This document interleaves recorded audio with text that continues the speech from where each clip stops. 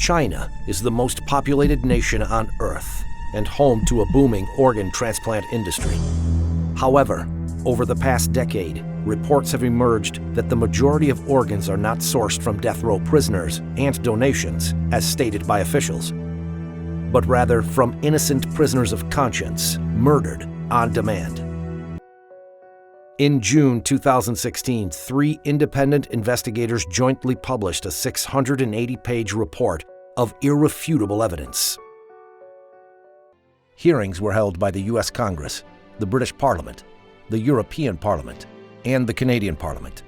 The U.S. House of Representatives unanimously passed a resolution condemning the systematic state-sanctioned organ harvesting from non-consenting prisoners of conscience. China's killing for organs is making a major appearance across media outlets all over the world. In 2006, it first came to light that prisoners of conscience were being killed on demand for organ transplants in secret detention facilities throughout China. It was back in 2005 when a patient of mine came to me one day and told me that he was told by his insurance company to go to China in 2 weeks' time as he was scheduled to undergo heart transplantation. And when I asked him how come such a surgery can be scheduled ahead of time, somebody has to die on the very day of the operation, he said he didn't know, and he went to China and got his heart transplantation exactly on the date that he was promised. In northeastern China, the International Transplantation Network Assistance Center stated on its website, China carries out kidney transplants from living sources. It's completely different from cadaveric kidney transplants in Japan. They're watched very, very closely indeed by the top leadership. So they're fully aware of this, as well as the fact that Wang Lijun, one of the Bo Xilai, was a contender for the Chinese presidency. This was his right-hand man. He was the most famous policeman in all of China. Here he is directing organ trafficking. I mean, he had a center which did this. He was given an award for doing this, and specifically for coming up with a new lethal injection method. He did thousands of transplants by his own admission in the award ceremony. He talks about that.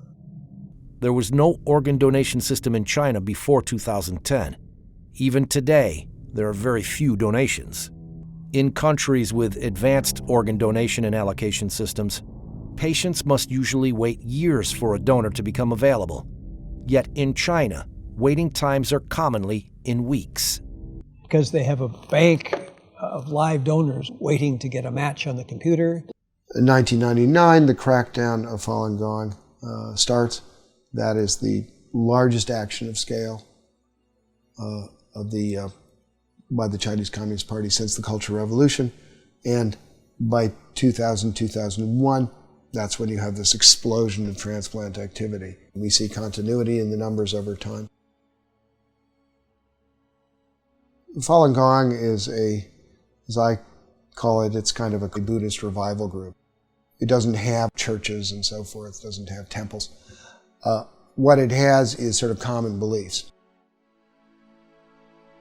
These shared beliefs revolve around self-improvement based on the values of truthfulness, compassion, and tolerance. By the end of the 1990s, the Chinese government estimated that over 70 million of its citizens were practicing Falun Gong. Jiang Zemin, the head of the Communist Party at the time, saw Falun Gong's popularity and revival of traditional values as a threat to his rule, and launched a violent campaign to eradicate it in July 1999.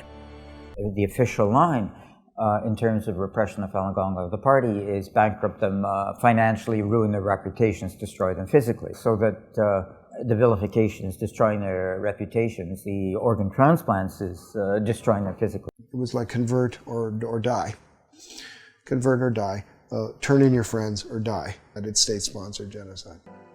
The systematic government-sponsored harvesting of organs is a monstrous crime. I strongly believe that the 17-year campaign to eradicate Falun Gong will be seen as one of the great shames of recent Chinese history. This is a new form of genocide. and it's using the most respected members of society to implement it. This is one of the central tests of our time. We can't avoid this any longer.